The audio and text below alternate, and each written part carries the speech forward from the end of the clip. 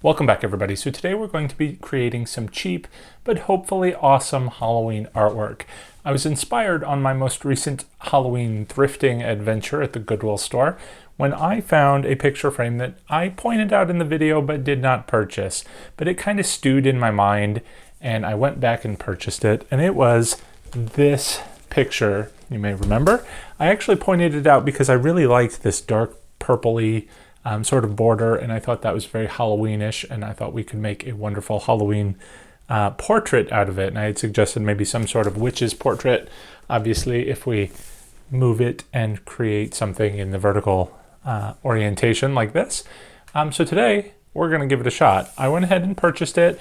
This is actually, it looks like it's a Kirkland's home picture, which retailed for, it was only 30 bucks originally. I kind of feel a little bad because I like Kirkland's. I kind of like the artwork that they have. So I feel a little conflicted just ruining this, but we're going to do it. So I've got my scissors. The first thing we have to do, actually, let's go ahead and take off the wiring in the back because I'm going to hang it vertically. Like I said, we're going to do a portrait. So this wire on the back is easy enough to just reorient. I was kind of hoping it would have like the built-in hooks so I wouldn't have to do this. It's just an extra step, but it's certainly not difficult. It's just a matter of unscrewing it in one place and screwing it in another. So now that I have these off, let's go ahead, put this aside for later, take my scissors, and we're going to cut off this back sheet. Okay, let's see what happens when we take it off. Okay, so it's actually, looks like it's going to be pretty easy. On the back, we've got a nice piece of cardboard that's just held in by some staples. So we're going to take our scissors again and just pry up the staples. I don't want to pull them out if I don't have to. I might have to use a heavier duty screwdriver, and it looks like I might have to. Okay.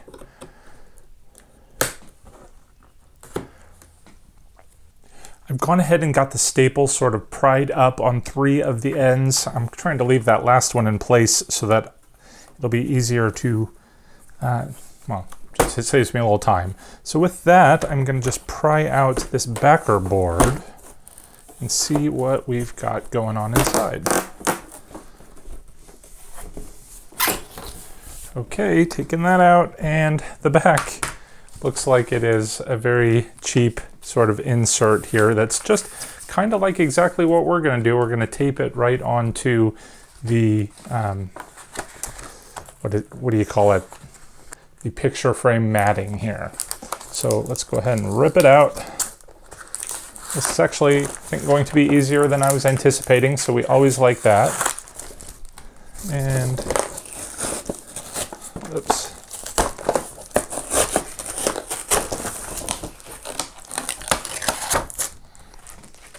Throw that aside, and now we have our matted picture frame. So this actually, I don't remember if I told you, it was only $12.99, which I thought was a little high actually, considering it was only a $30 frame originally. But I love reusing things when I can. I think this is going to be a lot of fun. So next though, what I want to do is, I don't like the gold brownish frame here. So we're going to paint it. So first let's take out the rest of the insert. I'm just going to carefully, I'm thinking now I probably should have taken out that other row of staples because I don't want anything to happen to the glass, but here comes the mat. And then carefully, we're going to pry out this piece of glass. There we go. All right, so what color are we going to paint our new frame? I kind of debated this. I like that it's got this little extra detail in here, and I thought maybe I would paint it black and then make the little detail a silver color, which actually would probably look really good with this purple matte. But I'm not going to do that because I kind of have this theme that I like to carry through on my Halloween displays, and that is kind of this, well, you see, I like to use the empty picture frames that are all black, and the reason that they're all black is that they're empty. There's nothing scary in them. They're not the sort of spirit-infused supernatural frames, which I like to reserve for this green color. So anything that has like this green frame in it has some sort of like spooky image.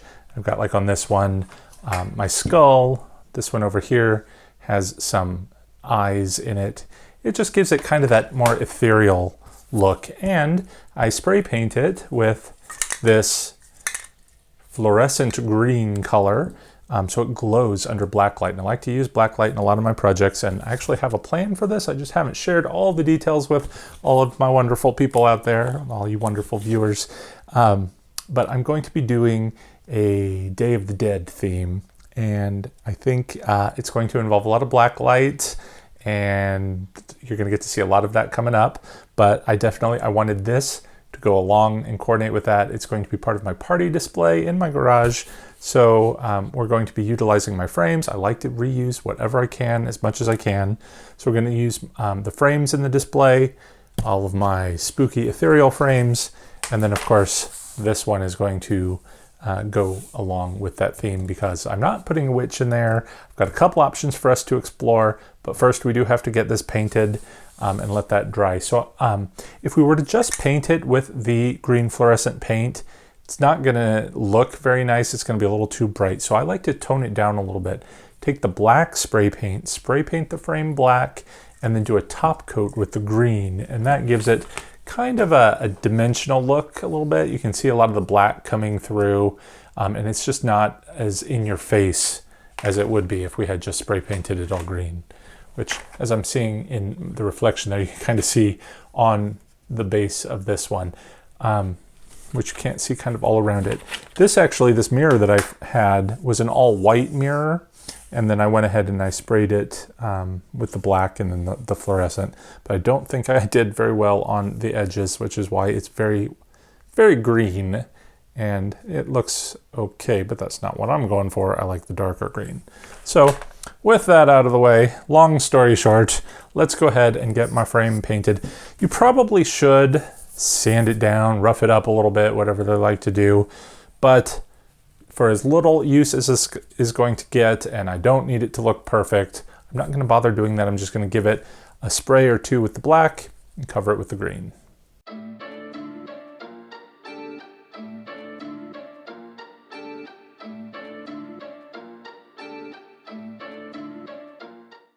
While our frame is drying, let's go ahead and get the pictures ready. I just went onto the internet and I found a few pictures that I liked, and I used some computer trickery to print them out in a large size format so that we can tape them together and put them in this frame. Now, ideally, I would have printed this out on a large sheet of paper, or even more ideally, I would have bought a real poster or something and just sort of fit it in the frame. But this is a very awkward size frame, and that wasn't really possible. And of course I want to do this project as cheaply as possible. So we're going to rely on the color printer for now, and we're going to see what it will look like. And hopefully we won't see the lines too much. And it's supposed to be dark in there anyway. So I'm optimistic, but we'll see. So the first thing we have to do is trim out the white from these printouts, which I did make sure to measure the insert of the frame. So I know I want these to each be about 21 inches just to basically fill my opening there. So I'm going to trim off the white. We're going to tape them together. Let's see how it looks. So 2 of them are done. I've got 1 more to finish. As you can see, I only trimmed off the one edge of the picture. I left the white border all around the center picture so that I could have something to tape to, and then the white borders on the edges so that when we line up the photo as best we can, then we can use the tape on the edge, which is definitely not going to be seen because it'll be hidden by the picture mat, to put our tape on. Now, one thing to make sure is you want to use a paper cutter when possible to get as straight of a line as possible. If you use scissors, you're going to have an awkward line as you cut across. It's just not going to have that perfectly smooth line, which could, it makes it a little less visible. And if it is a little bit visible, like it's probably going to be in these, it might just look like a crease, not like you have taped 3 pages together. I'm just adding a piece of tape on the back too to hold it a little more secure. So there we go. We have one image, and this is of a sugar skull lady, and I kind of like this one because it's got the skull in it. Then we also have another sugar skull lady. I liked this one because it had the crow on the top. And then lastly, we have another sugar skull lady. And I liked this one because she's eating a heart. Her face is kind of zombie-like on one side and sugar skull on the other. So I thought that could work for multiple purposes. But I guess the question really is which one is going to look best in our frame? So let's go ahead, pop this on top and see. We're going to be able to just adjust it a little bit within the frame. But there we go. She's uber creepy. I love this one. I especially like that she's got that little skull at the bottom, but she fills that frame nicely. But let's check out the others just to see, so we can see which one is going to be best. One thing I really liked about this one was the color. I thought went really well with this mat. She's beautiful, and this is very pretty. But are we going for pretty? I think the benefit for this picture is that it's got the sharpest image, because a lot of these are a little bit blurry. And let's see how this last one looks. Oh, now that is very bold and in your face. I liked the red roses. I thought it contrasted nicely with the purple frame, but I guess we're going to have a green border on our, on the frame itself. So which one is really going to look best? It's hard to tell. Leave me a comment below which one you think I'm going to end up with, or which one you think you would go with. Would probably be nice help to me. So let's go ahead. I've got to put a couple of more coats of paint on our frames. We'll let those dry. We'll bring it up and we'll take a look.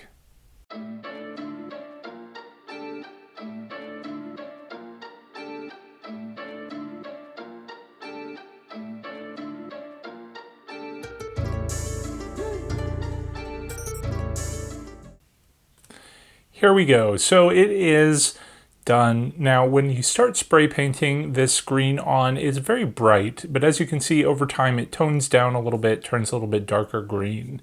There are a little bit of heavy splotches here.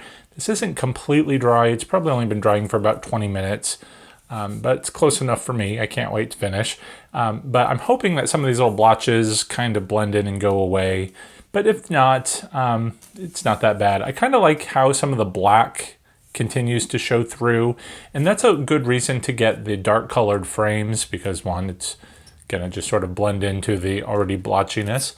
But if you had like the white frame, like on that other one I was showing you, that white's really gonna show through. So even though there's brown and it's probably showing through here and there a little bit, you don't notice it at all because of that black first coat. But overall, I like the blotchy look. I kind of wanted it to look aged, like it's a patina, the green on it, so I think it's perfect. So now that it is ready, it is time to put the picture in. Now, which picture did I choose? I didn't really choose it. It's Tom's decision, so if you don't like it, blame him. But we're going with this lady here. And I kind of liked her too. I was leaning toward this one anyway, even though this one is more gruesome. I was really tempted to use it. And this other one here is just beautiful. It's a little too pretty, I think. And it works perfectly, but this really kind of screams Day of the Dead with the roses. You got the sugar skull tattoo, and then of course her sugar skull face. It just pops a little bit more, I think. And I like that bold redness against the purple. But how's it gonna look with the green? We're gonna find out here in just a moment. But first I do need to finish taping it in. So I taped the ends there. All I did was make sure that it lines up first. You can kind of shift it around a little bit to get it where you want, and just take a little bit of tape it onto the mat so it doesn't shift around and you're never going to see it. So let me go ahead and pop this into the frame here, and that slides in pretty easy. I'm going to go ahead and keep these other two in here as well. I'm probably going to tape them down just so they don't crumple up here in the frame. But this way I can change it in the future.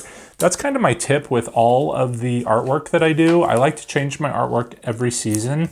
So I will keep whatever I'm not using in the back of the frame. Or if it's like a picture that I have out year round and I have a Halloween something that I want to put in there, again, you pop the back off, you just swap the picture around and put the back on. And then when Halloween is over, or whatever season you want to decorate for, you can just flip it back around, and there you have your regular decoration, or your regular artwork. Before we put the back in, I completely forgot to put the glass in, which would help. Although, I guess we could do it without the glass, and then it's not as shiny, and you don't see all the reflection. That might actually work better, but we're going to put the glass in anyway. It looks a little more finished that way. So take this back out. Put this back in. Try not to get too many fingerprints on it, I guess. I should make sure that we put the old outside on the outside so I can clean it, because I haven't cleaned this since I got it. Okay, well, that didn't work. As you can see, I broke the corner off. I was trying to be lazy and just lazy. So I didn't take the staples fully out. So when I was trying to push this back in, cause a little bit of pressure, snap the corner off. I suppose I could still probably put it in, and maybe that little crack will add to it. But I'm a little afraid at this point that it might break even more. So we'll go with plan B like I was just suggesting, and then we will use it without the glass in it. Okay, so let's take that back out. Go ahead and pop the lady back in. All right, this back was a challenge to put back in, but there we go. We have our lady. She is beautiful, just not glassy. So let me go ahead and put the hanger back on. We're gonna have to adjust this wire a little bit, but that's easy enough. With that in place, I'm just going to re-tighten this wire. And there we go. Should be good enough to hang now. Isn't she beautiful? Of course, we did paint it with the fluorescent paint, so the only thing left to do now is turn off the lights and see what she looks like.